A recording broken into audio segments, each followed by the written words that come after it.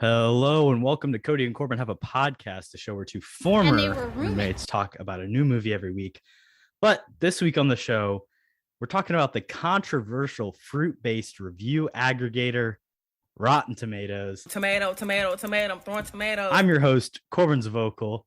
And as always, I'm joined by my co-host, Cody Webb. Cody, how are we doing today?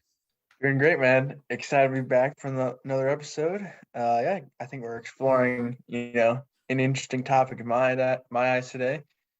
Tomato.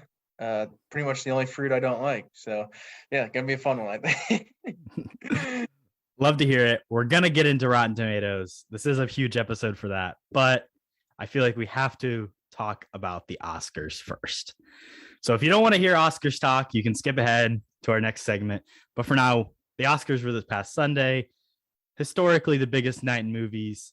Cody, is it still the biggest night in movies? And what were your first thoughts outside of a certain event? Give me your initial thoughts. We'll get to the obvious in a second, but is it still the biggest night in movies? And what are your initial thoughts?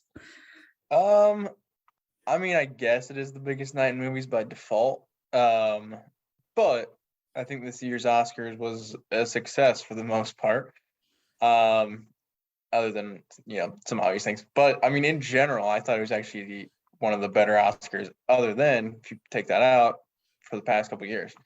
I think the Best Picture winner and some of the winners were super powerful and super cool. So I was a big fan of the show. Obviously, there was a glaring thing on it, but Coda winning was sick. Best Supporting Actor was sick. Just all around, I think the experience as well was much better than last year because of where it was located, first off. And I didn't mind the host, if I'm being honest. Amy Schumer, she's iffy. I really like Wanda Sykes. I don't know why, but she's always been one of my favorite comedians, and I thought Regina Hall was funny. Or Regina King, whatever. What's her name? Hall? King? Regina Hall. I was right the first time.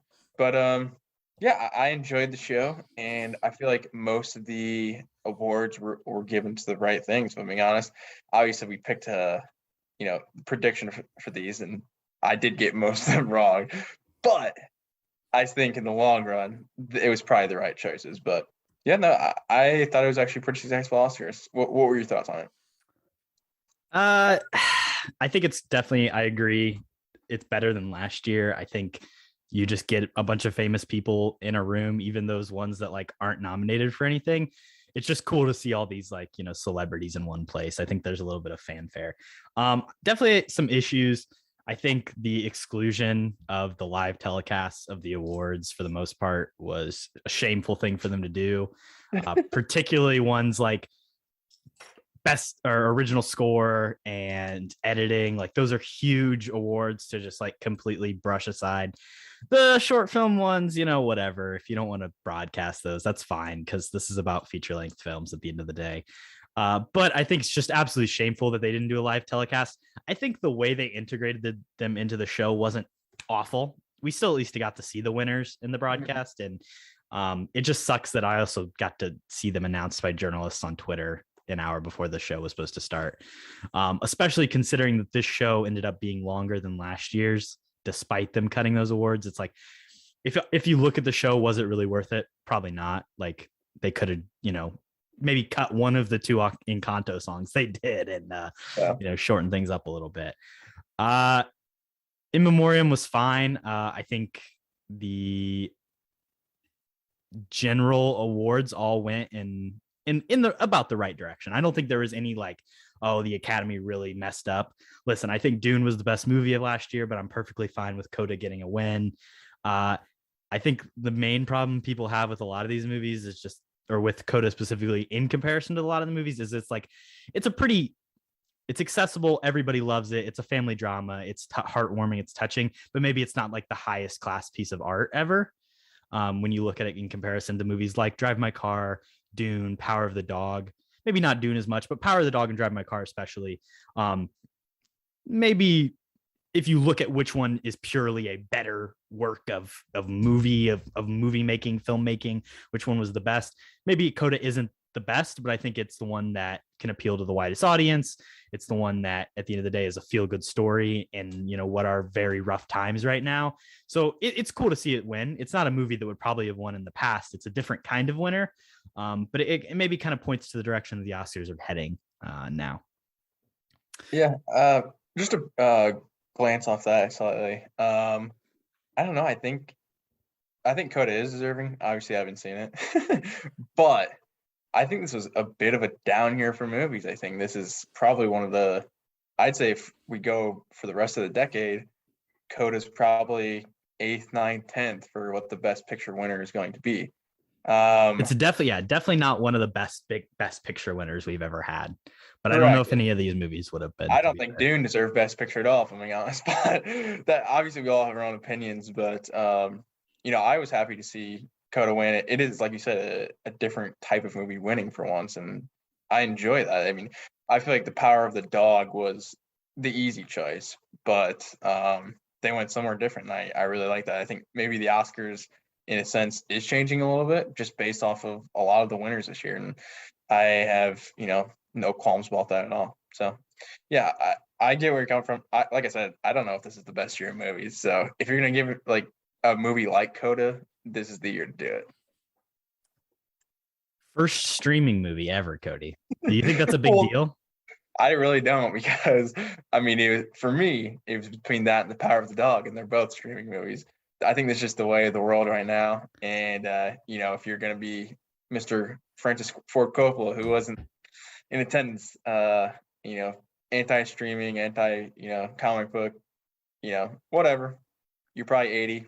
Nobody really cares about your opinion. But it's just the way of the world, man. Like, not everything can be accessible to theaters anymore, and I don't think it's a bad thing at all. But yeah, no, I think it's very awesome that streaming finally got one. I kind of feel bad for Netflix because this was definitely a good year for them to finally win. That's what I want to kind of pivot here. Yeah, Netflix trying so desperately trying, and then Apple TV comes in, which in the streaming world is an underdog, but obviously Apple as a corporation is not an underdog by any means. It's not like you're really rooting for the underdog in this case. However, here's a fact for you. Mm-hmm. The Irishman, which was 2019's Netflix big movie. Last year, Mank for 2020, and then The Power of the Dog this year. Heavily nominated movies. Think what you think about them, but listen, that's Martin Scorsese. It's David Fincher, and it's Jane Campion putting out movies for a streamer that, you know, were celebrated at the Oscars. However, of their 32 combined nominations, 3 wins. Yeah. I thought that was the yeah, no, sorry. I thought that was the big story of just the winners was The Power of a Dog only getting 1 Oscar. It was Best Director, to be fair, which is a massive one. But I mean, for all those nominations and only to take away 1, I thought that was pretty telling from, you know, the respect the Academy had for it, but at the same time, sort of putting it in its place, I thought. Yeah, absolutely. Let's talk about the elephant in the room. Oh, man. I'll tell you what, just to preface this, when it happened live, I really did not think it was real at all. But we both did get to witness this movie or this moment live. Probably few people to see it live. I'm sure there was not a lot of people tuned into the Oscars, but yeah, especially at the timing of when it happened wasn't necessarily like before anything super huge. What did Chris Rock end up even introing? I can't.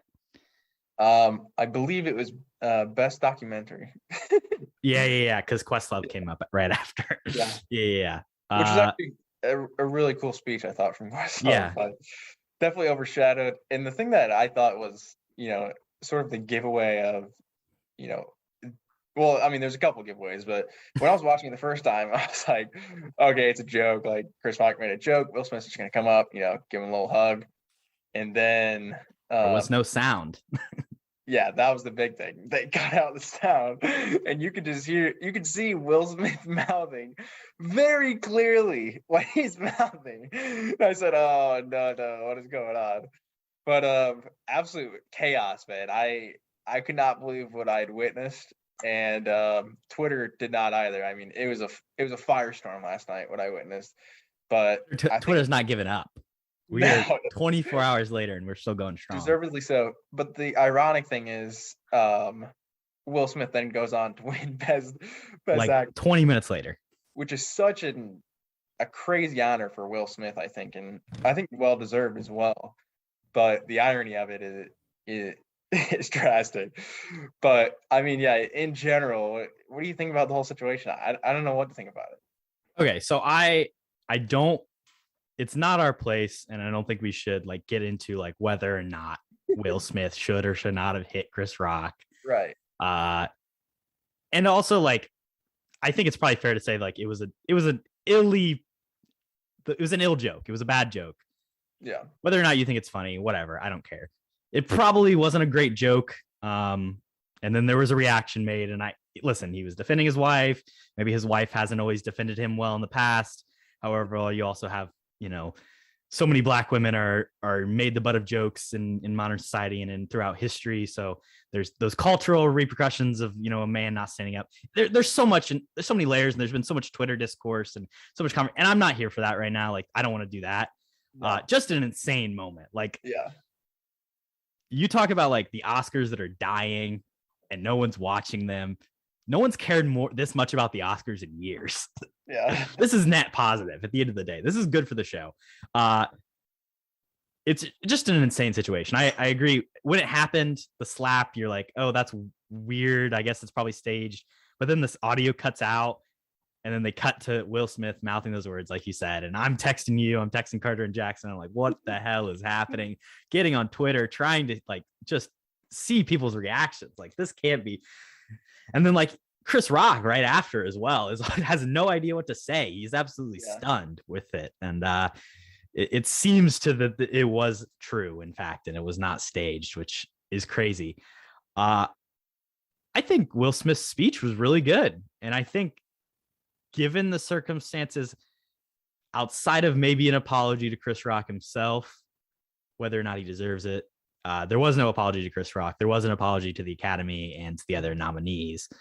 However, I think the way he handled it and kind of the way he was able to integrate it into the win and the character was decent. What are your thoughts on that, Cody? What do you think of his speech?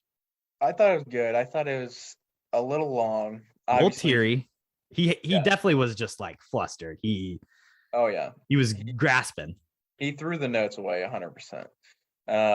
But I liked the speech. I mean, it was super raw, super emotional, and I think something he deserved to just go up and spill his guts out for 5 minutes. And it's something I watched back, and he actually does make a lot of decent points. But yeah, I think it's pretty funny as well that like this is a bigger story than them saying the wrong Best Picture winner. This is massive. Like, this is the best thing to happen to the Oscars. This is the best thing to happen to Chris Rock in like 20 years. So I don't know if you saw this, but his like stand-up tickets, their prices have skyrocketed. It's insane. But overall, not a good situation really for anybody involved. And being in the internet culture that we are in, it's hard to take a step back and actually see where Will Smith's coming from. And he has a complicated relationship, and everything you're talking about as well is it's all thrown in and it's all mixed up. And he's on the biggest stage and he's going to get the biggest award of his career. There's a lot going through this guy's head, and at the end of the day, I think he just wants to defend his wife. So I mean, Will Smith, say what you will about him, I back 100%. I thought that was a very good speech, and I think he did deserve Best Actor. But I mean, shout out to Denzel as well. In the situation, I thought that was really cool. That moment, always shout out to Denzel. I mean, that guy is the class act of Hollywood, one of the best. But I mean, crazy situation. I don't think next year they're gonna be able to top that. But here's what I want to say really I think viewerships will go up next year though. Oh yeah, definitely. I mean, I think viewership. I haven't heard the official numbers, but I'm sure it was up from last year. Last year was a record low, and it was just a shitty situation. Much worse people have won Oscars than Will Smith. Yeah, and they mentioned despite Will doing anything. Weinstein. Harvey Weinstein, 81 Oscar wins. Ridiculous. Terrible person. Yeah. Plenty of other people. There was a moment, and this is something that was shared prior to the ceremony. When Marlon Brando won his Oscar for The Godfather, he had a Native American woman come up and not even accept his award for him. decline the award for him and then talk about how Native American peoples were mistreated on Hollywood sets for years, and their culture was made a joke of, and there was violence against Native Americans and improper play and all this terrible stuff. And in that Oscars, they were holding John Wayne back because he was trying to go up there and fight her.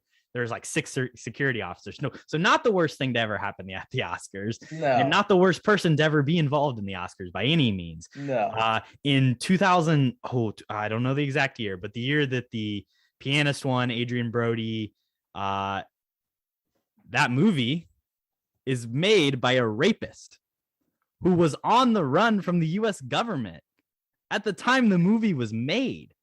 Roman Polanski won Best Director in 2002 when he was out of the country because he was not allowed to come back to the United States because he would be arrested and convicted for raping someone.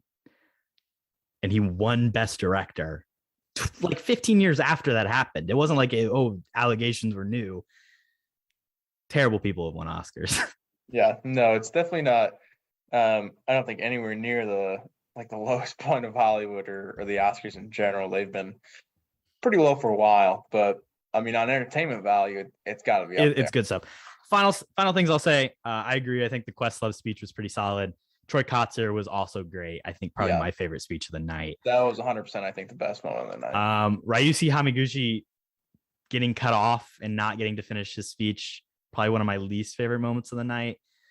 It really sucked that I think everybody got a really good opportunity to speak, and I think just because of the language barrier, they were kind of screwing them over, and it was fucked up.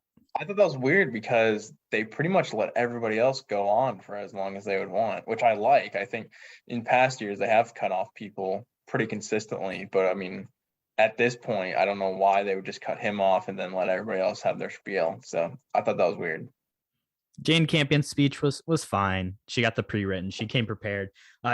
She'd kind of made some comments. She's won a lot of things recently. I think there was a speech she had where she kind of didn't quite say the right words about Venus and Serena Williams. She kind of misphrased what she was trying to say. So it was good. She came with the pre-written. She was well prepared. She wasn't going to misspeak this time. Ariana DeBose was fine. I think that was, I mean, it was cool. The queer stuff was awesome. Kenneth Branagh for Belfast. I mean, nothing super memorable there. You know, I like that movie a lot, but his speech wasn't anything special. Any other thoughts on speeches or anything? I think we covered most of it. Yeah, I liked Ariana DeBose's speech as well. A good Kickstarter to the broadcast, I thought. And Jane Campion, I was kind of expecting a little bit more, but I definitely a deserved win for her, I think, and hopefully, I'm honestly just excited to see what she does next. I think she's a top tier director working today. And yeah, I mean, it had been like it had been a decade since she had made her last movie, so it's hard to say when she will make her next after this. But I think the big theme when all the lower categories, editing, score, visual effects, cinematography, production design, that were all won by Dune. Yeah. It was so clear when they were giving their speeches. So much thanks given to Denis. Very clear that they could not have done it without him. I think it's really tough that he couldn't, edge in as like that 5th best director nomination. I think it's really absurd that he didn't get one. But, it's a tough, when you're going against Spielberg, is probably the person that needs to get left out of that group. It's tough. That is tough. Yeah, I thought it was funny how basically every award that Dune won, one of the first words out of their mouths were, "Thank you, Denis." 100%. They're like, I think it was very intentional for sure. But yeah, when we win an award, I mean, this guy got hosed in Best Director. We're going to make sure the Academy knows it. And I mean, they got their point across. I thought that was pretty funny. But yeah, I mean, Spielberg, Denis, I mean, I haven't seen West Side Story and Dune's all right, but I would still probably take Denis. But that's just me. Yeah. Okay, I think that's enough of our Oscars talk. We got it out of our system. We'll never talk about the Oscars again. Sure. Let's move on to Rotten Tomatoes. Some people say the Academy Awards is an honor to have for your movie, but I'll tell you what, being certified fresh on Rotten Tomatoes, now that is a test of a true movie. What do you think about that statement, Cody? Are you pro Rotten Tomatoes or are you anti? Let's get into it. Initial thoughts, takes. Just hit us with us. Where do you stand on Rotten Tomatoes? I actually kind of like Rotten Tomatoes, which is probably a different take than you. But I mean, in general, I think it's a decent source for just like figuring out, oh, is this movie good? Is this movie bad? Because that is what Rotten Tomatoes is. It's fresh or it's not fresh, or certified fresh. I mean, whatever. There, you can go into the details of it, but the gist of how it works is this movie good? Is this movie bad? That's it. That's all you need to know. And for that source, I mean, if you know like that is the source and you don't go by like the percentage and the numbers and stuff, I think it can be fun. You know, the app that they have for it, not even a good app, pretty shit app. But you know, it is decent for IMDb stuff, looking up actors, looking up movies, looking up directors. But I mean, in general, I kind of like Rotten Tomatoes. It's a fun, you know, place where you can just go and see like. I also like to see the difference between the critic scores and the audience scores. I always think that's kind of interesting. So yeah, it's something I do.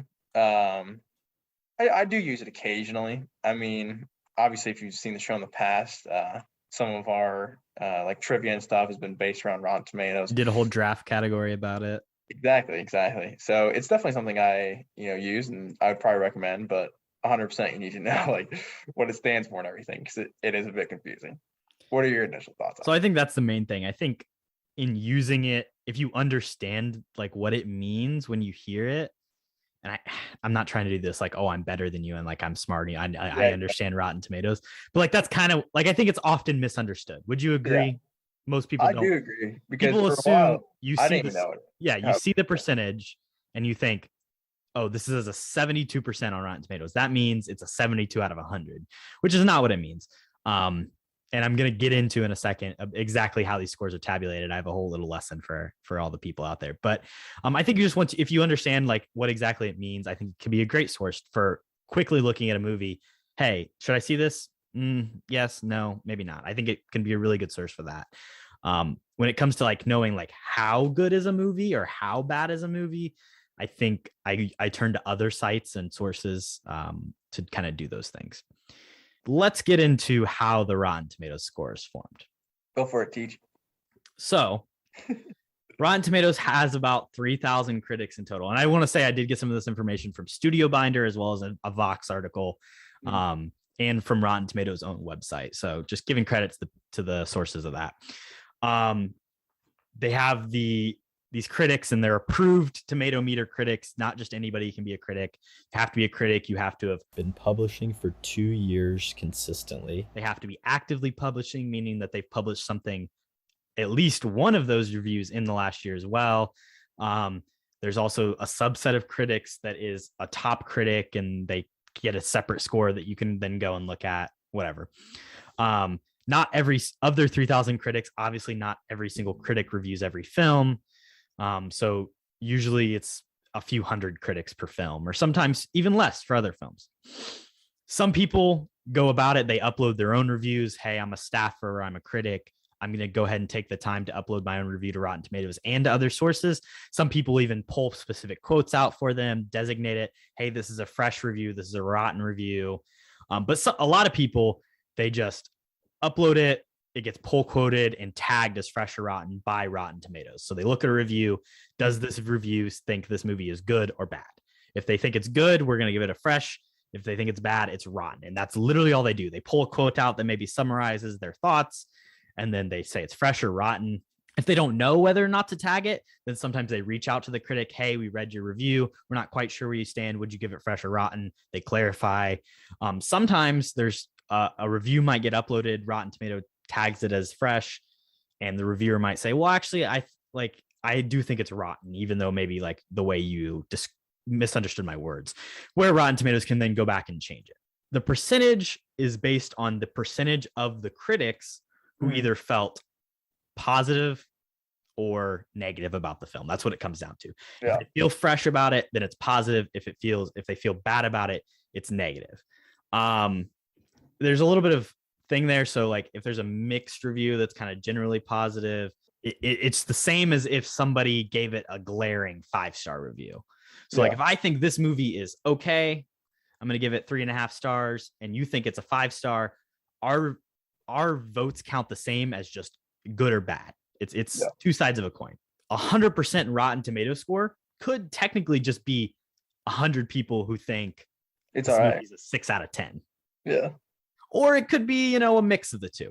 50 people who thinks a movie's a 1-star movie and 50 people who think it's a 6-star movie, it's still just going to be a 50% on there, right? Which isn't really the math that you would think, but that's kind of how it works. So the way these percentages get described is there's rotten, fresh, and then they even have certified fresh as well. So rotten is anything below a 60%. So you notice it doesn't cut off right at 5 people. This means that 6 out of 10 people don't like this movie. 4 out of 10 think it's decent, is a 60%. Anything below that is rotten. Anything from 60 to 100 is fresh. Then if you get something that has over 80 reviews and is over a 70%, and of those 80 reviews, 5 of those are the top critics, that's certified fresh. Mm-hmm. They also do a audience score, which is different than the critic score. You talked about how you like to look at the difference between those. They do that with a little popcorn bucket. So a full popcorn bucket is a 60%. And they actually base that on whether or not a person gives it a 3.5 or higher. So if you give something a 3.5 or higher, so a 3.5, 4, or 5 stars, then that means it is a yes. And if it's 3.5 or lower, then that's a no. 60% is where they do their full popcorn bucket. Anything below that is a little tipped over popcorn bucket. Sometimes you get an interesting thing where you have a thing that says rotten for critics and then a full bucket of popcorn for the audience. The audience loves it, the critics hate it, or vice versa. So we're going to actually get here in a second, some instances where we think there might be some issues with Rotten Tomatoes, or some instances where it's really good and people don't understand. Absolutely. But before you get that, what are kind of, me hearing it re-explained again? What do you have to say about that? No, a couple things. I think just in general, the Rotten Tomatoes format, which you explained very, very well, if I do say so myself.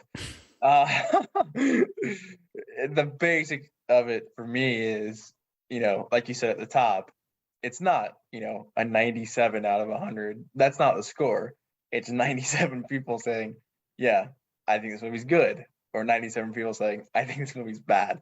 So I think that's super important to specify, because that's something I was not aware of until, I found out, it was a long time ago, I know what I'm talking about. But another thing I do to point out with the audience score, it can be tipped a little bit. So if studios are a little bit worried, say, about a new movie that's coming out, they spent a decent amount of money on it. There have been movies. There's one in recent memory. I don't even know if you know this movie. It was Gotti, starring John Travolta, and it had critic scores like before it was released of like, I don't know, 10, 15%, but its audience score is like 95, 90. And it was because the studio just hired people to go through Rotten Tomatoes and just continuously leave like good scores. So the system can be broken pretty quickly from the audience standpoint, but from the critic standpoint, it's a lot tougher. And usually that is the more like sound statistic to use. The audience can be, a little bit wavy depending on the studio, and or if there's a crazy fan base, like for DC movies, I think probably like the Batman v Superman's, it's probably like 90% too, because DC fans are fucking crazy. Which, I mean, I'm a DC fan too, but I don't give a shit about that stuff. But Snyder fans is what you mean. Oh, whatever. Hey, we didn't even talk about that. Snyder. Yeah, we didn't. Big winner at the Oscars.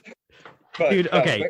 Pause really quickly. Okay. The Snyder Cut was the biggest thing on Twitter. The entering the Speed Force was going to be the biggest meme of the Oscars until Will Smith did what Will Smith did. Deservedly so. He beat out the Speed Force. He beat out the Flash. Talk about a cheer-worthy moment. He beat out the Flash entering the Speed Force, baby. What a joke. That's the biggest cheer moment in all of movies. Did you know that, Cody? Yeah. Over the Matrix. Come on. That's easy money. But biggest one in movies. No, I think you explained it very, very well, obviously. And the critic score, you can probably keep going even into more detail, just because how much they put into it, I think. And the critics, some of them, the whole who are they, where are they, what kind of people are they, that's not really determined much. I think we're going to talk about it a little bit. It's hard to judge movies, and I think this statistic is a decent benchmark to judge some movies. But obviously we will talk later about how they're completely wrong on a bunch of movies too. So Yeah. it is hit or miss. And it's why you get the weird thing of like movies like Citizen Kane is it's like using all these old reviews from when the movie came out too. And there's the thing like, oh, we've discovered a new review from some newspaper of Citizen Kane and it was bad. So it just dropped 1% on Rotten Tomatoes, which I think is a little silly sometimes. Yeah. And Paddington 2 is 100% because that movie's amazing. Best movie of all time, isn't it? What are your thoughts before we get into this? What are your thoughts on the fact that Rotten Tomatoes is owned by a company that sells movie tickets in Fandango?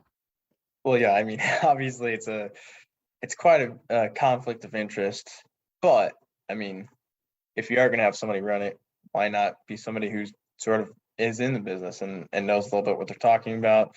Fandango in general, I think is, not this big conglomerate monopoly like Disney or something. Like they are a little bit more down to earth. And like I said, it's not the best thing, but I just use it as a benchmark mostly for most movies.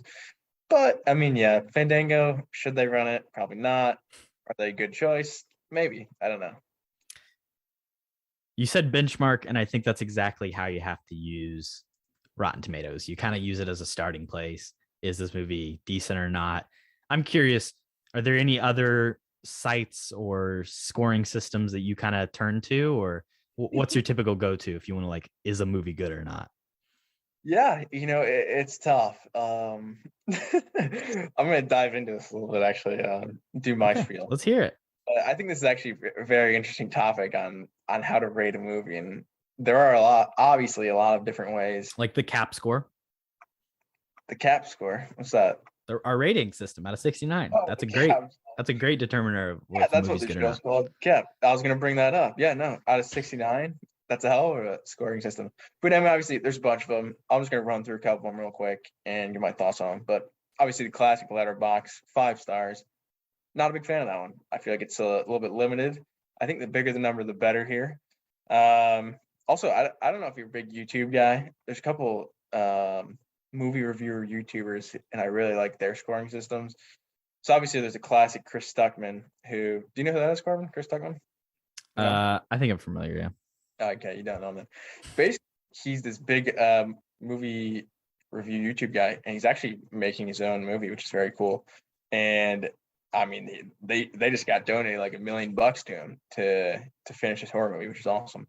But his scoring system, he's like the classic movie reviewer guy. He just goes from, the classic like school system, A to F, which I think is maybe one of the better ones because it gives you a lot of reach. My favorite YouTube reviewer, Jeremy Johns, classic guy. His system, which I will explain briefly, it starts at the bottom with he's going to forget the movie in T minus however many days. Then it moves up of this movie would be great if you're drunk. It moves up again to this movie is great, no alcohol required. It moves up again to I'd buy this movie on Blu-ray. And then the best one is this movie's awesome-tacular. I don't know if that's the best scoring system. He doesn't like it himself, but I love it. And then obviously you have ours at 69. You have, Ebert's classic, sort of like Rotten Tomatoes. Does he recommend it? Does he not recommend it? I think there is no good system, if I'm being honest. We made our own show and we scored it as a joke, basically, because how do you score movies?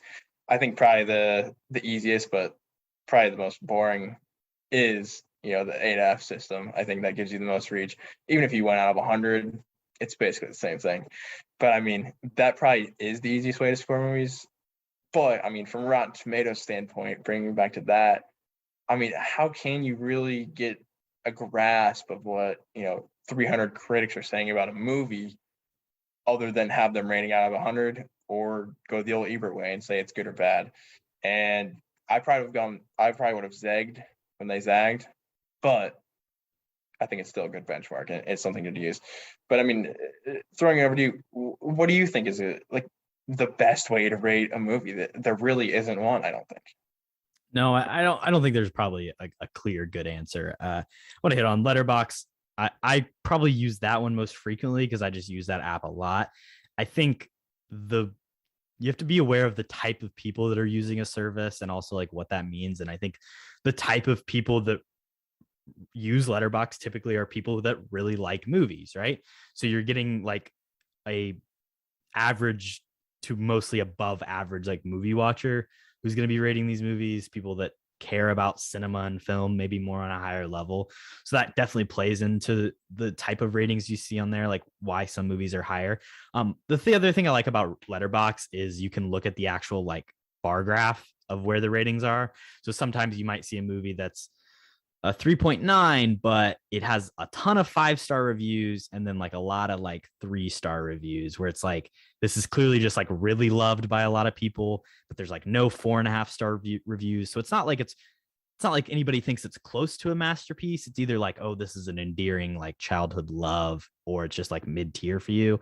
So I think you can kind of really like look at the bar graph and get an idea of like, okay, who does this movie appeal to? Okay, there's 33,000 people that thought it was really bad, but some people thought it was just okay. You can find a good middle ground there.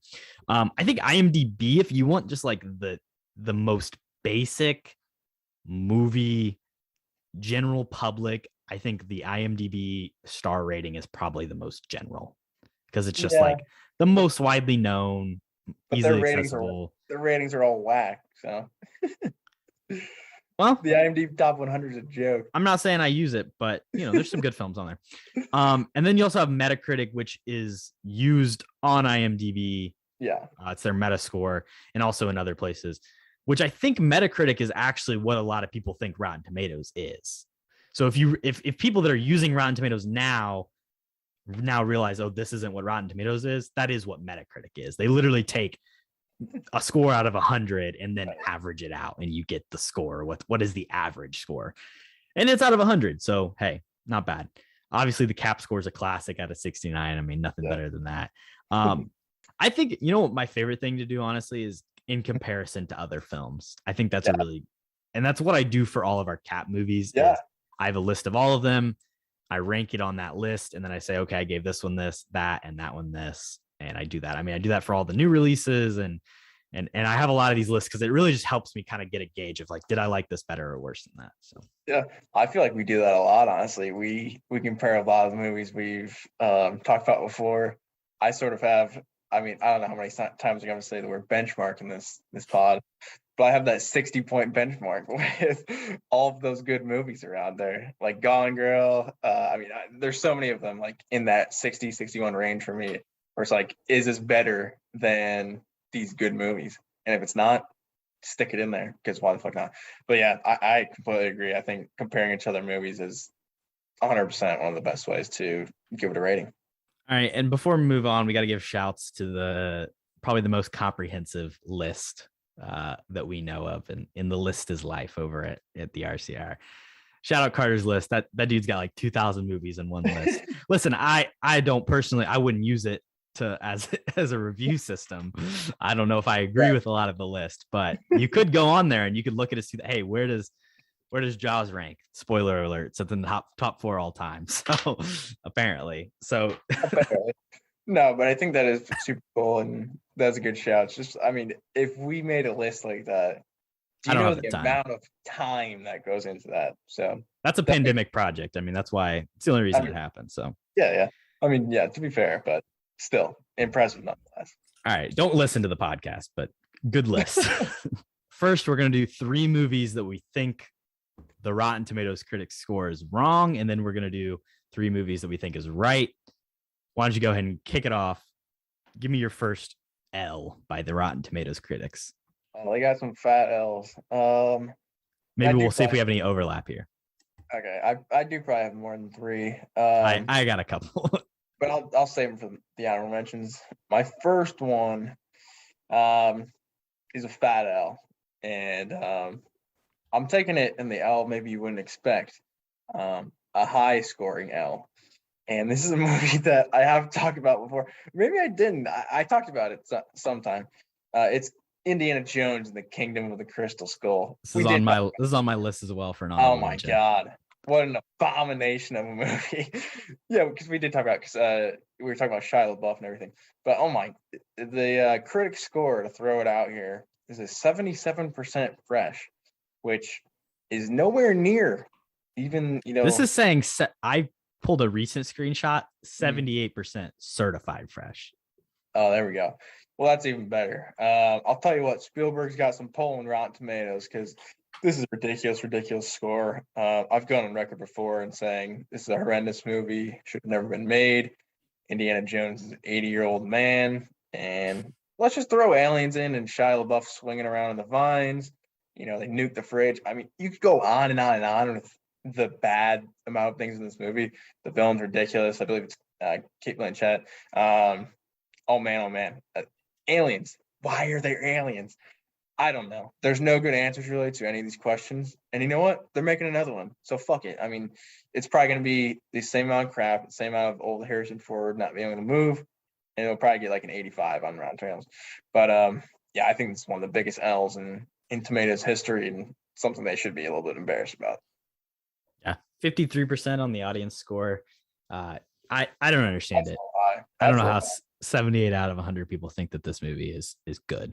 So I'm gonna go in the opposite direction to get us started here. A movie that was kind of not, I wouldn't say ripped apart, but too low for a childhood classic.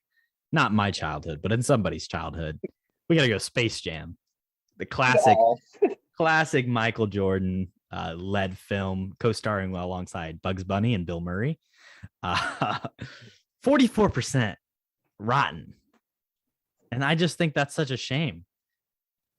What, you can't have fun? It's Space Jam. It's a good time. There's Bugs Bunny. There's the pig dude. There's the Martian. There's you don't even know any of the Looney Tunes. The pig dude. Porky the pig. There you go. In comparison, I pulled up some other scores. 3.2 on Letterboxd, not bad. I think that's decent. 59 on Metascore, fine. But at the very least, it's not Space Jam: A New Legacy, which has a 26%, deservedly so. A 79 audience score, which is insane for Space Jam: A New Legacy. That might be Warner Brothers paying for some votes. Yeah. Space Jam: A New Legacy, 36% on Metascore. So, yikes.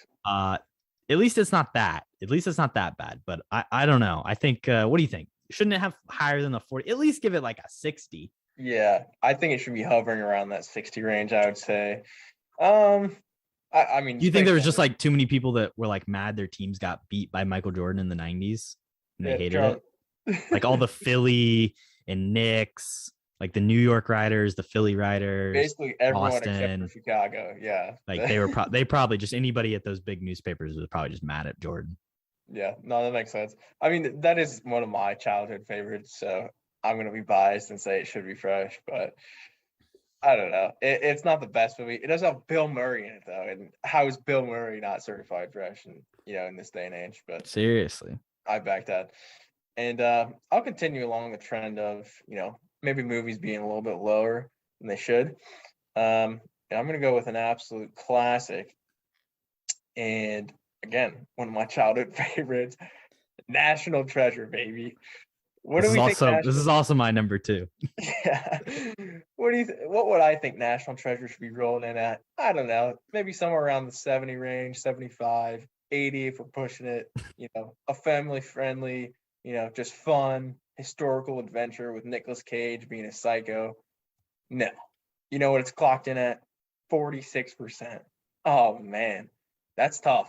Nick Cage, I mean, I don't know what else he's got going for him on Rotten Tomatoes other than National Treasure. So this might be like in his top 5 of best movies, being honest, other than Face Off.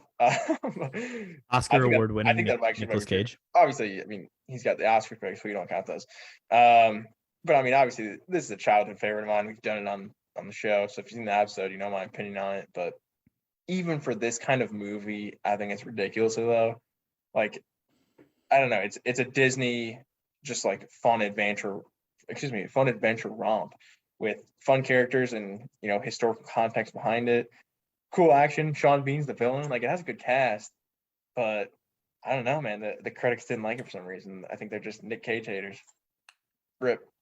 Do you know who Nick Cage's uncle is? John Voight. He's in the movie. Francis Ford Coppola. What's your point? That's insane. I just learned that on IMDb. I didn't know that. Francis Ford His Coppola. name is literally Sophia. his birth name is Nicholas Kim Coppola. I don't buy it. He is cousins with Sophia. Yeah. Was he disowned because he's an idiot? No, he changed his name to make his own path. No nepotism for Nick Cage, and it got him a 46% on Rotten. I feel like Francis was like, "Yeah, you're not using our name if you're going to be in these movies." Well, he changed it long before that. You took my number 2, so let's go ahead and move on to your third pick here. All right, my third pick.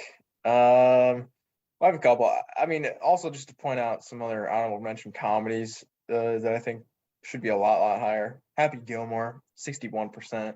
Kind of ridiculous is that low. Step Brothers, which is obviously a classic, 55%. That's ridiculous. And then I don't know if you've seen Spaceballs, but oh man, one of the best parody movies of all time, and it's before parody movies were fucking terrible. It's at 54%. Mel Brooks classic. That's an abomination as well. But my third pick is actually one that I think is a fat L because it's way too high again. These are my favorites to go after Rotten Tomatoes. It is the motion picture of 8th Grade, which is not a bad movie. Not saying it's a bad movie. Not my favorite. What do you think 8th Grade's at on Rotten Tomatoes, Corbin? 90, 92, 93? 92? It's in the 90s. I wouldn't be too mad if it's at 92. It's at 99%. It's in the top 10, I believe, of all-time whatever rated movies on Rotten Tomatoes. I think that's fucking ridiculous. If I'm being completely honest, like I said, this movie's good, but it's very well directed. It's well acted. It's super realistic. I don't think it gives off the emotional resonance or any sort of connection to the general viewerships to deserve that rating. I think it's kind of ridiculous. And there are a couple movies like we were talking about, like Paddington 2, which I mean that's a very good movie, and so is 8th Grade. But like they can kind of be. Does it realistically appeal to that many people? I don't know. It is a great movie. I love that movie, but on Rotten Tomato standards, I think that's ridiculously overrated. So I'm giving it a fat L. Maybe, not the biggest L of the night, but I think it's still a fat L. 8th Grade, garbage. I got another one that I think is way too low, and that's 2004's Saw, horror classic, jump started a genre. What do you think its Rotten Tomatoes score is? Since you said it's too low, I'll say like 50%. 51%. Yeah. It is, and that is the highest of any movie in the Saw franchise. It is the best one, I will say, but I think having it at a 51 and then like even the next highest at a 40% and that's Saw 6 is pretty crazy. I get that this movie can be decisive, and I would understand why like an audience score might be low because like, the body horror and the some of the stuff definitely will not work with some people. But I think for a critical audience, like I think it's a really super innovative idea. It was new. It was a fresh take on the genre. And I think the fact that it's lauded at a 51% is just a little ridiculous. I think it should be higher. Yeah, I do agree with that. I think it's like we were saying last other, iconic. Iconic's a big word here. Mm-hmm. And like you said, I mean, it jump-started a franchise. And I mean, who hasn't seen that movie? I think it's one of the better horror ones, like modern horror at least. Yeah. And great twist. I'm a sucker for a twist. So yeah, I definitely back it. I'd put it in that 65-70 range pretty. I would guess that the twist is probably what loses a lot of people. It's a little unrealistic, but I don't know. It's still fun. Yeah, I think it's very fun. Got any other honorable mentions you want to hit before we move on? Yeah, I got a bunch actually. I got one. So just stop halfway and I'll hit it. No, we'll save it for the end. Okay. Another one, which is this one is weirdly high, and I didn't even fact check this. I just saw it on some website. But Sharknado is evidently at 82% on Rotten Tomatoes. I don't know what the hell that's about, but that movie's not good in any means of the word. Sure, it's fun, but 82%, come on now. Maybe it just doesn't have a ton of ratings. That's ridiculous. Another one I thought was too high, The Incredibles 2 is at 93%. I don't know. I don't think The Incredibles 2 is that good. Obviously, on a Rotten Tomatoes standard, that makes more sense. Of people would say it's a good movie or a bad movie because I mean it's just an incredible sequel. What can you really expect from it? But I think that's very high for that movie. Okay, and then a couple to end on that I thought were a little bit too low. Obviously, we talked about The Prestige last week. We talked about its Rotten Tomatoes score, 76%. It's ridiculous. It's a fucking masterpiece. And then as well, a pretty newly released movie, The Batman, has an 85% on Rotten Tomatoes, which is respectable, but I would like that to be much higher than Dark Knight Rises. That's for damn sure. But yeah, I think 85. I think the audience score was hovering around like 82, which I guess it is more of a hit or miss movie, and some people just really don't like it, which I do see where they're coming from. I do have some issues with it, but I think visually and the storytelling of just the story of Batman, the Batman, it's his movie. Yeah, I think it's awesome. But yeah, I thought those were a little bit too low, but I mean, we could cherry pick movies all day and say we like this one, it should be a little higher. We think that one should be a little lower, but those are my main ones. Yeah, I didn't want to get too much into the like, oh, I love this movie, but it's too low. I tried to stick with like general audience. Here's a question. Mm-hmm. Stuart Little 2, where do you think that should sit? I saw that. Isn't that at like 90%?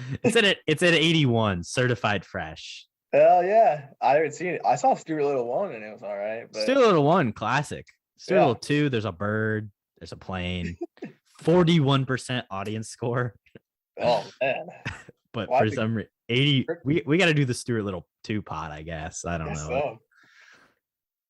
But that's the last one I wanted to hit. So now let's move on to 3 movies where we think the critics got it right. I'll go ahead and get us started because it's one you're going to disagree with me on, and it's as old as the podcast itself. The Last Jedi. Get the fuck out of here. Critics got it right because here's the thing. Audience score of 42%. Critics score maybe a little high at 91%. But what critics were able to see in this movie that I think a lot of the audience is not able to see, and we've done the Last Jedi thing so many times, but I'll hit it one more time. For not the last time, but I'll hit it again. The Last Jedi brought something new and interesting to Star Wars that we've had never gotten previously. Shut your mouth, dude. It went in a different direction. It tried something new. While it failed, that's not a good thing. While it failed at some different things, it was refreshing, and some things really worked, and some things were really sick. And sure, I think the critics were able to recognize that instead of just being a bunch of weird little fanboys that whenever something goes wrong, they're going to go cry and they're going to rate it poorly on Rotten Tomatoes because Ryan Johnson ruined The Last Jedi. No, shut up. Get over it, Star Wars fans. You're such babies. It's a great movie. That movie's so bad. I still to this day don't know how you defend it. But I mean that is very high.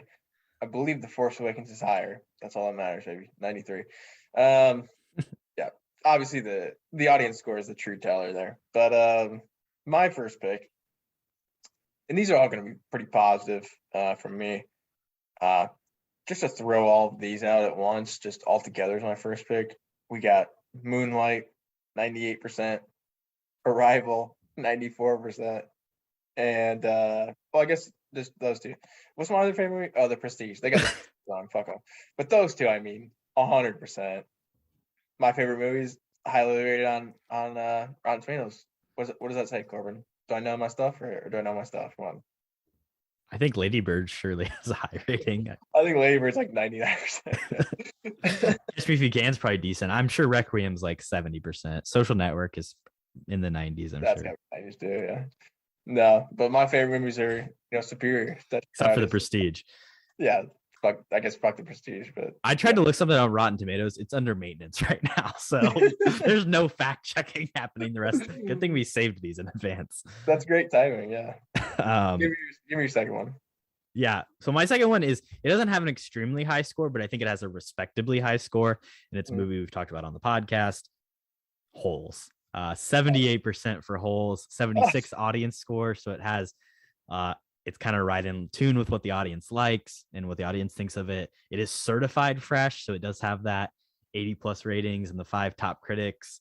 Yeah, Holes is just a family fun, like it's a decent movie. The critic consensus is faithful to its literary source. It's imaginative, intelligent family entertainment. I agree with that completely. I think it's spot on.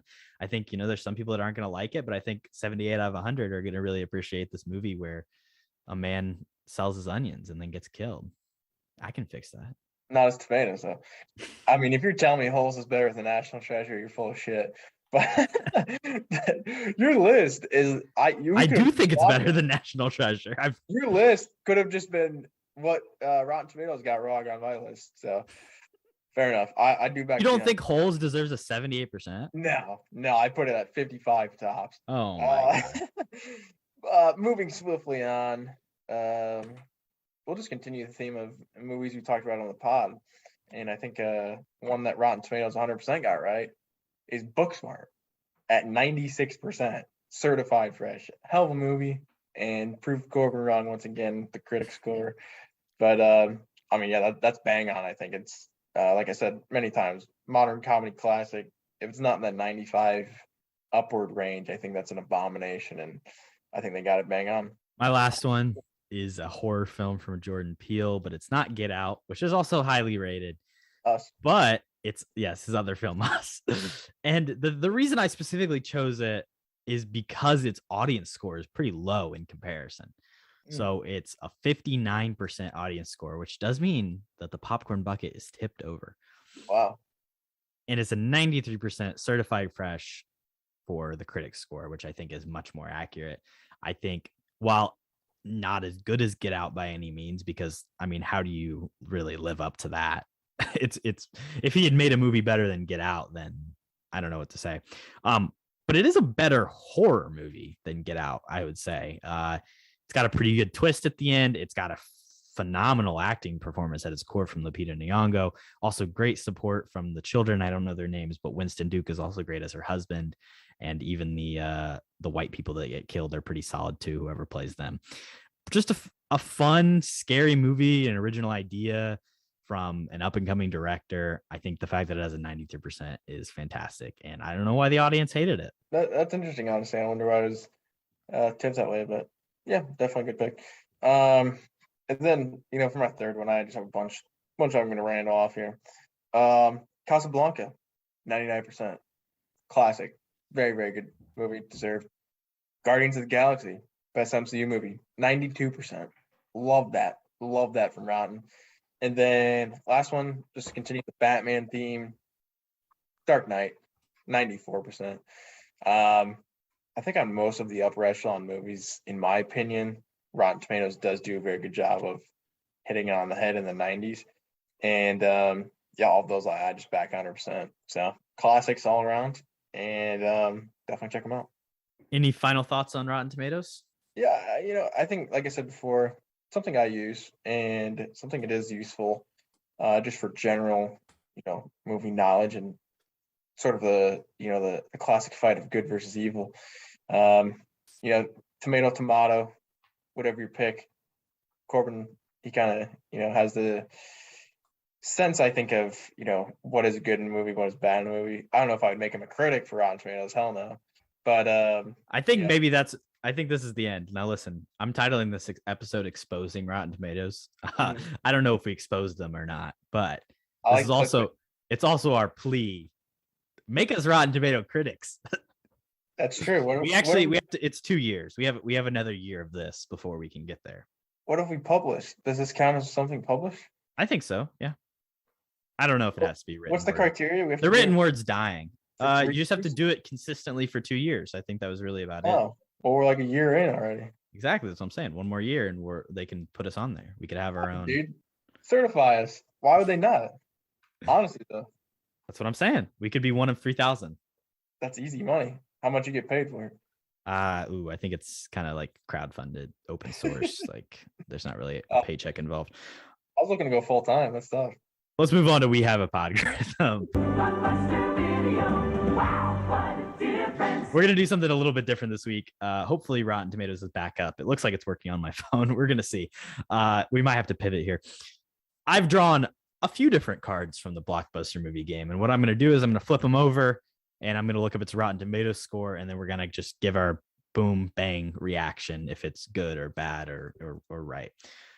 First one, animated film Sleeping Beauty. Let's see if it's on there. I don't think I've ever even seen it. You've never seen Sleeping Beauty? Oh, here it is, 1959. I found it. Okay. It's this film. You've never seen this? I know this, the story and everything. Okay. 1959 Sleeping Beauty is our first pick. It is certified fresh at an 89%, 46 reviews, and it has a 80% on the audience score with over 250,000 ratings. Cody, what do you think? Sleeping Beauty, did they get it right? Sure. I mean, what's the story here? Is this the one where the princess kisses her and then she wakes up? What's the rest? See, I always get Sleeping Beauty and Snow White confused. Yeah. Wait, does that happen in Snow White? No, there's like an apple in Snow White, and there's dwarves. Yeah, I know. I've seen Snow White. I've not seen this movie, if I'm being honest. I think I did when I was a child, but I don't know anything about it. It was probably all the way back in 1959. This is what the critics say. This Disney dreamscape contains moments of grandeur with its lush colors, magical air, and one of the most menacing villains in the Disney canon, which is Maleficent, which they did make those movies. No, that's Snow White. No. I don't know. No, I think it is Maleficent. Yeah. Yeah, Maleficent's the villain. Because she turns into a dragon at the end, right? Oh, see that? There you go. You've seen it. Next film.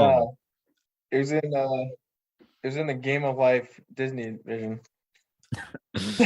Next film is Kill Bill from director Quentin Tarantino. Kill Bill Volume 1, starring Uma Thurman, Lucy Liu, among others. 85% on Rotten Tomatoes, 237 reviews, and 81% audience score, over 250,000 ratings. Did they get it right? I think they got that one pretty well right. I think 85%. It's not Tarantino's best, but it is a very good movie, I think. And I'm interested to see what is that all Kill Bill, or is there Kill Bill Volume 2? Because I feel like that one might be a little bit lower. Obviously, the fighting and the iconicness of the bride in the first one, I think, is what sets it apart. 84% for Volume 2, so really? higher audience score at 89 though. So pretty even though, which is interesting. I prefer Volume 1 if I'm being honest, but yeah, no, I think that is a pretty accurate score and something I would back. Can I be honest with you? I've never seen either Kill Bill movie, so really, yeah, just haven't gotten there in the Quentin Tarantino rewatch. I've heard good things. Good Lucy. This next card is a favorite of yours. It says Star Trek, and you get to pick what Star Trek property we're looking at. Oh, come on, you already know. Star Trek 2009, baby. 2009. What do you think its Rotten Tomato score is? Probably 90. 94% for Star Trek 09. Let's go. Let's hear it up for Chris Pine. 353 reviews, 91% audience score, over 250,000 ratings. Once again, you're a big fan of this movie, Cody. I am a massive fan of this What's movie. up with the Vulcans? The Vulcans, they're dead. Their planet got destroyed. I don't think you've seen this movie. I saw it in 2009. I did not see it in 2009. I saw it like 2015 for the first time. But oh man, what a good movie! Such a great cast and such a just reimagining and such a cool plot point. It's the classic reboot of just throwing them, into a completely different story with these characters you love already. But I mean, oh my dude, it's literally a Star Wars movie before Star Wars was cool again. Like, this is the best of the new trilogy, just Star Wars. I say it's better than The Force Awakens by a lot. And a lot of fun, a lot of Spock, a lot of Kirk. Is Zachary Quinto a good Spock? He's definitely a good Spock. My favorite part of the movie is the relationship between Kirk and Spock, because they hate each other's guts for half the movie. But it really does turn into a genuine friendship, I think, and something that's pretty cool. And the supporting cast is awesome. I mean, Zoe Saldana, Simon Pegg, Carl Urban. You can go on and on and on. Such a good cast. Great direction, I think. I like the lens flares. Very cool visually. a menacing enough villain, and pretty cool scenes, and just super iconic as well. I think fire everything. Chris Hemsworth at the beginning dying. I mean, dude, there's so much good in this movie. Old Spock, Leonard Nimoy gives a fun performance. So much to talk about, but yeah, I think that 94 is 100% deserved. Now, the other movies you're not as big of a fan of, correct? Well, I'm talking like Into Darkness and Beyond. Oh no, those were no. Into Darkness is god awful, and 84% Rotten Tomatoes. that's a joke. Star Trek Beyond is decent. That's 86% Rotten Tomatoes. Yeah, no, Into Darkness is terrible cinema, and that deserves, I'd say, around like the 40 range. But yeah, no, bad stuff. Our last movie, I did not plan this. It's Pulp Fiction. Oh, so we get double Tarantino. 96, 97. Also, going back to the Oscars, they did a weird 28th anniversary celebration. Yeah, it doesn't make much sense.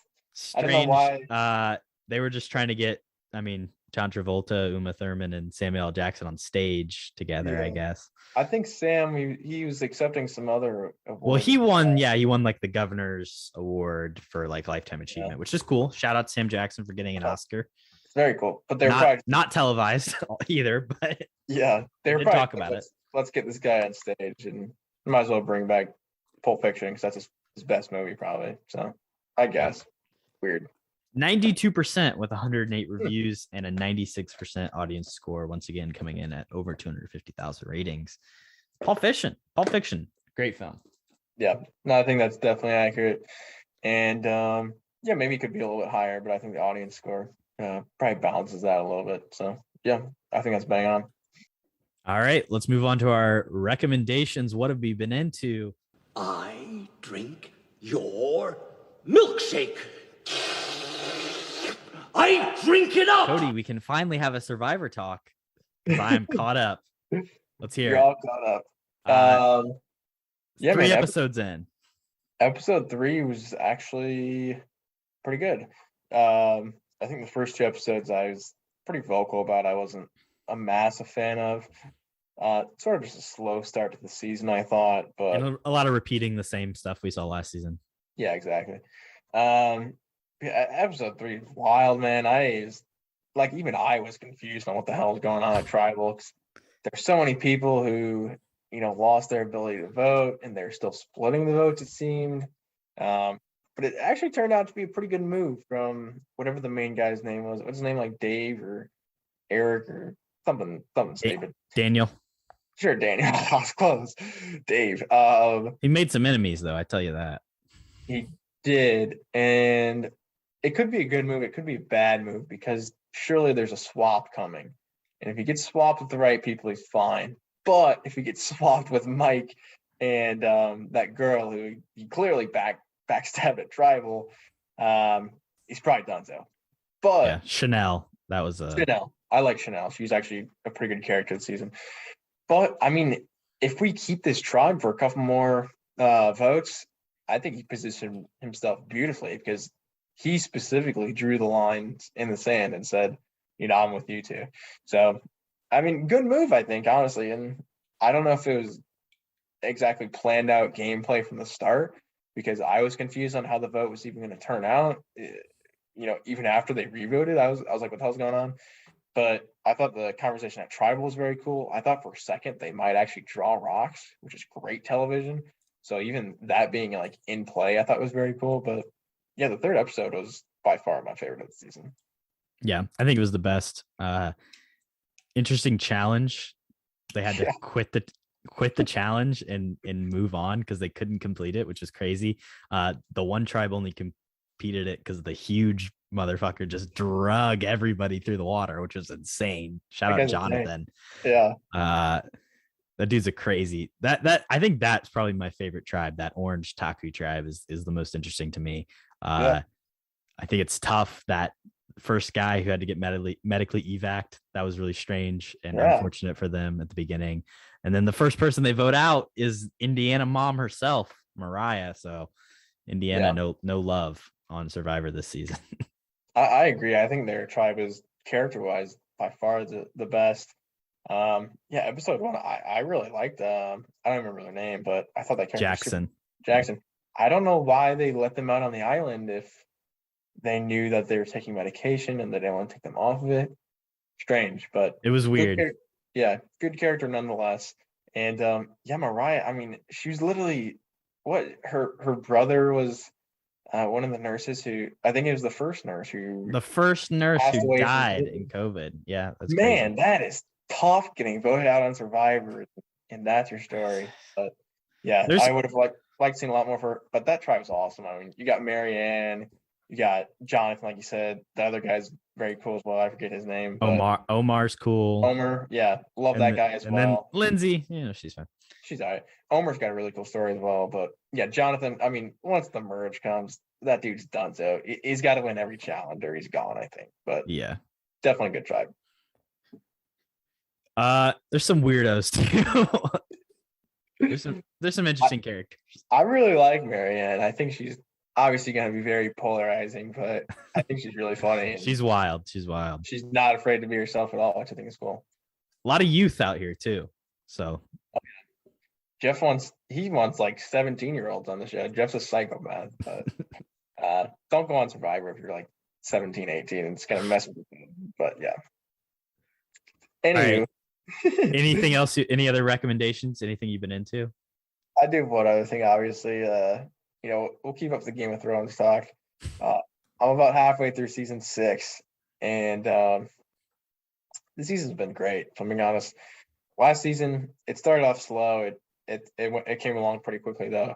Obviously, Jon Snow, a couple daggers to the heart, one from a little kid. Didn't see that coming. But he's fine. He's Jon Snow. He's not gonna die and then not come back.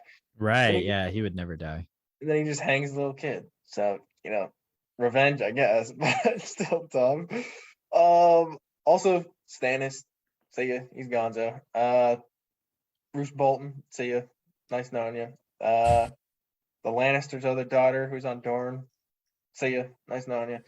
And then Cersei Lannister. Her walk through the town. Not the funnest watch, dude. I'll tell you what, this last season, it had a couple scenes where it was like, Game of Thrones, obviously you had the Red Wedding, and, that's the big thing of, it's gore, it's not for everybody. Season 5, man, it had a couple scenes where I was like, Jesus, like, I mean, I know I'm dead inside and everything, but this is a tough watch. Sansa on her wedding night, fucking tough. Cersei walking through the street, everybody just throwing shit on her when she's naked. Fucking tough, dude. Tough stuff to watch, and the camera, it's not gonna cut away. It's gonna sit there for a while. But definitely a good season. I mean, Tyrion and the spider and Marine is so fun, and taking Khaleesi back to the Dothraki, I think it's super, super cool choice as well. Just get everybody in fucking Westeros. If I'm being honest, I don't know how many seasons it takes for everybody to get together, but let's go, George R. Pick up the pace. But only a little bit left now, right? I know. I mean, better get kicking here. But Jon Snow's finally leaving Castle Black. So get him involved with the war. I'm all over it, man. I'm gonna be finished with this shit probably in a couple weeks. Can't wait for you to move on to something new that I care about. I'll have new Rex eventually. Yeah. I've been watching stuff, man. I've been back on the watching grind. So got to check out Turning Red, the Pixar film. It's decent. That's what I'll say. Nice. Not bad. Decent little fun little coming of age. Disney said, "Hey, we're gonna make a lot of period jokes," and they did it. So good for them.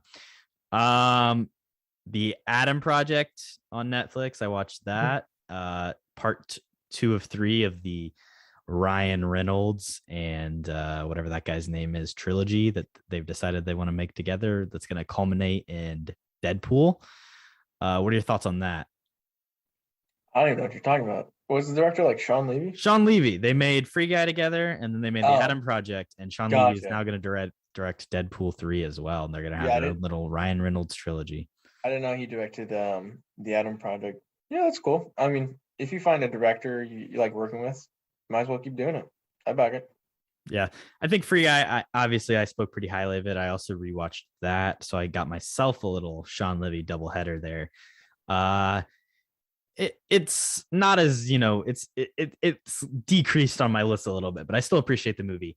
Adam Project I just thought was kind of like a boring sci-fi film that like has been done plenty of times and was predictable, and it was just Ryan Reynolds playing the same character for the 9th time. And when it was the 7th time, it wasn't too bad. But when it was the 8th time in Red Notice, it was like, yeah, I'm kind of over it. And then when it's the 9th time in the Adam Project, you're like, please just move on and do something different. Like, just get a fresh, like Ryan Reynolds, you can come back, you play this character again, you can be this person in real life, but like, just do something a little bit different for once. I also watched Windfall, which is the Jesse Plemons and Jason Segel and Lily Collins little movie on Netflix. Definitely a quarantine film filmed in one location. There's only 4 people in the entire movie. Just kind of a strange little film. Again, mid-tier, barely better than the Adam Project. Netflix, you got to do better. Also watched My Best Friend's Wedding, which obviously Mina was quite excited to watch with me. I thought it was bad. Not a good movie. Julia Roberts maybe plays the worst person in like the world. Yeah. Everybody in that movie sucks. It's just like awful people, except for like one character, and it's her friend George. So shout out to George. And then one of my mom's favorites, by the way. Classic. Sorry, Amy. And then I did it before the Oscars. Drive My Car, the 3-hour epic Japanese film. I gotta say, it's good. You should check it out. It's definitely slower. It's very dialogue heavy. But what it really is at the end of the day, I mean, it's a movie about grief, but it's a character study. And I think I realized in watching this movie, I love like super unique and complex characters that feel extremely real. And when you have 3 hours, you have plenty of dialogue to really achieve that. But like it's just like the things people say is like so surprising. It's so unique. And it's like, each of these humans has their own intentions and their own goals and their own sorrows that they're bringing with them. And Drive My Car does a really great job of fleshing out multiple characters beyond even just the one at the center of it. It does this really weird thing where it's about the first 40 minutes and then you get the title card. So if you do want to break it up, you could watch kind of the first 40 minutes as kind of like your prologue. It kind of introduces the character, and then this main event happens that then spurns the rest of the film. So if you do need to break it up, listen, I think you should just put your phone away and watch it all at once if you can. But if you do need to break it up, you could watch like the first 40 minutes and then watch the next 220 after that. And then finally, Atlanta season 3, it's back finally after like 4 years of being off the air. The Donald Glover and Stephen Glover and Haru Makio TV show Atlanta. It's fantastic. They started the season with this one-off episode based on a true story. Just this crazy surrealist shit, and nobody's doing TV like Atlanta does TV, so you should check it out.